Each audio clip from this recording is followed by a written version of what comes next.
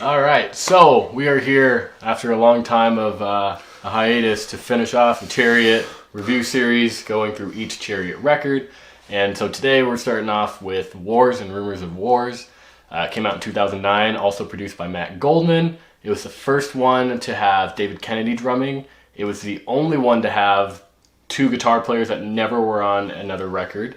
And it was very personal for the band, I think, because not only did they want to write an album a bit more seriously, but they also decided to stamp the first 300 copies of the CDs red and then sign the first 50,000 personally. So they really wanted to make this like a serious and big release. Yeah, this is where they kind of felt like bands and records weren't as intimate with their fans as they really kind of could have been. So that's kind of when they went through the whole process, and also what kind of led to their the track listings on their next album as well. And Wars of the Rumor Wars is I really think where they kind of step things up a lot. It starts off with Teach, which is just this explosion of sound.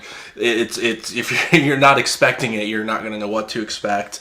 And it contains probably my favorite Chariot line of all time, which I have actually tattooed on myself, which is "Victory is such a lonely word." And I really think this is the lyrics of Teach in particular, just really kind of deep and personal and meaningful. And that kind of carries over throughout the whole album with their lyrics on this. It also kind of, you said, introduces David Kennedy to the drumming, and I think he really kind of took them, they kind of were definitely a mathcore band kind of before this, but I think his drumming in particular really kind of helped them expand on that, because it's just kind of off the wall and you don't know what to expect with it, especially. It's kind of hard to really keep up with it. Right, and yeah, so one time I was talking to David about this record in particular, and this was his favorite one to drum throughout all the records because it was kind of out there and he didn't really necessarily always know what he was going to do. So it was just like, there are parts where you hear the drummings and then the guitars and they don't always line up. And that was just, I think that gave it a little bit more of a kick. But then back to the lyrics, from the Fiancé to Wars, there was a change of like lyrical style. Like Fiancé had this very verbose and like kind of in your face lyrics. And I feel like Wars was more personally fulfilling for Josh while he was writing them. There's a lot of questions to be had. There's a lot of repetitive parts where I kind of feel like he was not redoing what he did on the first Norma Jean record, but he was kind of using that. Like you think of like the Shotgun Message or Face Face, with the lyrics are just very like short, concise, and they don't really have an ending or a beginning. They're just there. Yeah, and that's something that really I think kind of gives it a different feel than their EPs or the Fiancé. Right. And I think that's definitely kind of it kind of takes their music in a more experimental direction. I think this is an album where they kind of start to branch out and experiment a little bit.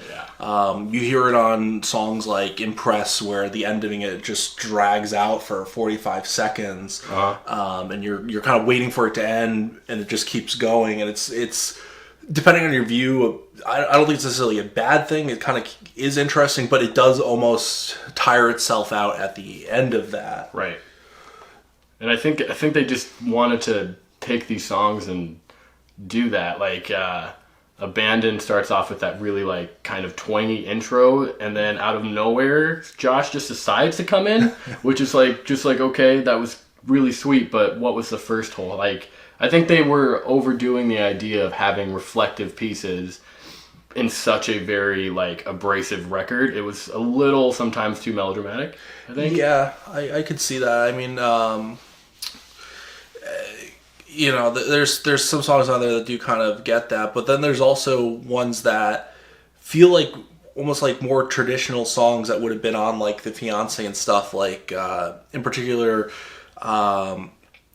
I would say Giveth probably is the closest they get to like sounding like a traditional song with the normal song structure, and even that's still kind of weird in the way that it does things. This album also kind of never really lets up from the beginning. No, there's like really no always going. And then when it does pause, it starts to pause like kind of in the middle of Need. There's this little kind of just guitar feedback section, and then it just explodes back, and then you get Impress, which starts off, and then it has that, like I said, that 45-second dragged it's just out. the two tones. It's just like they're really dark and they're kind of tritone like sounding, but it's cool. And I also also being said, I feel like this was where they started coming into themselves as songwriters, because I think Need could easily be a sister song to like Audience off Long Live. Like they just have that same like kind of like winding guitar riffs that keep changing the beat just off one measure. So it's like mathcore, but it's still very, very like almost traditional old school metalcore. Yeah, I can hear that on there. Definitely. I mean, I think this is kind of again, as we're pointing out, this is kind of like the start of a new Chariot. Yeah. This really feels like, despite the fact that they have the two guitarists on here that never went on to pass this album, right. It still feels like this is a new style for them. It's still similar enough to what they were doing with their first album and with Fiancé, but it's definitely, you start to kind of hear them branch out a little bit more and experiment with things, and I forget which song it is, but it has the backwards, the guitars at the end. They kind of like reverse it. I think it's I want to say it's Oversea. It might actually be, because it's just 45 seconds of just like utteral nonsense. Yeah, that's something you kind of hear more on like Long Live and stuff. And I think this is all where they kind of start that. Right. And this, I mean, and another thing that's akin to Chariot is they bring back every record like the big outro song. Yeah. And so Miss Montgomery is kind of that like outro, like, hey, we're the Chariot and we're not scared of doing like overextended outros. And I feel like every outro they've done has been kind of really great, and I think this kind of holds that same line.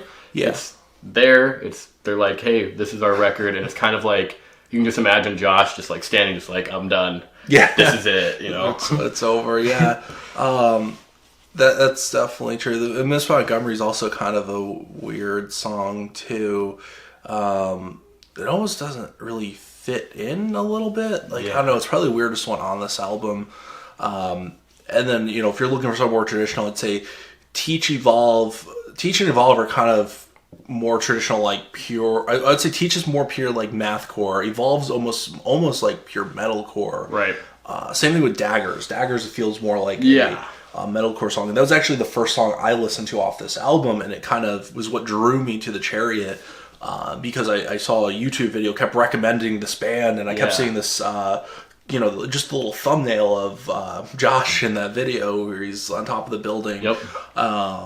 And that's what drew me to the Chariot. And as soon as I heard Daggers, I was hooked right away. So I think this is also a good album for people to start with. Yeah, I would agree. Yeah, if you're going to get into the Chariot, this is probably the best album that you can kind of start with, because it has enough of what they were doing in the past and enough of that kind of more traditional metalcore sound of like the Fiancé, but it also has more of the experimentation that they grow into in their next couple albums. Yeah, I would agree with that. I think even song-wise, starting off with Daggers or Teach, I think it's just those two songs. If you listen to those, you're like, okay, this is the like framework of what the Chariot will grow upon. Yeah, absolutely. I agree with that. So this is definitely an excellent album to start out with, and a very good representation of what the Chariot sounds like.